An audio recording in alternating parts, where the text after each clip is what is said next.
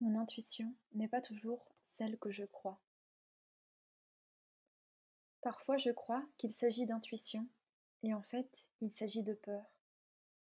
De peur face au fait de sortir de ma zone de confort, face au fait de sortir de ce que je connais déjà, face au fait de découvrir l'inconnu.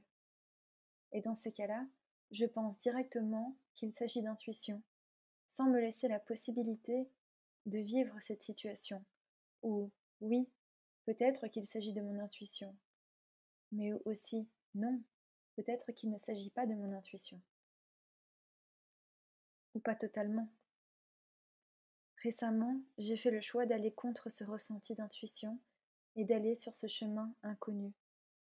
Au début, j'avais le sentiment d'aller à l'encontre de moi-même, de ne pas m'écouter, de ne pas me respecter, de me faire violence, d'une certaine manière. Et en découvrant ce chemin, j'ai découvert beaucoup de choses sur moi.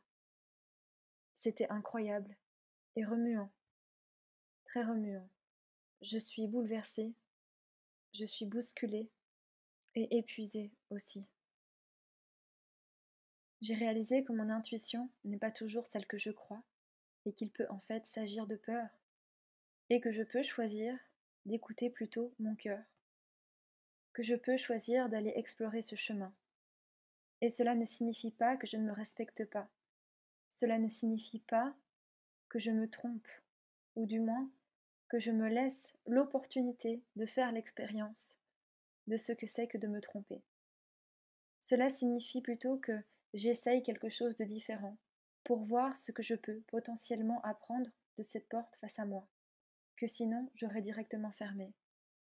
Cela signifie que je peux écouter mon cœur qui souhaite ouvrir cette porte et qui a ses propres raisons qui font que une partie de moi souhaite ouvrir cette porte.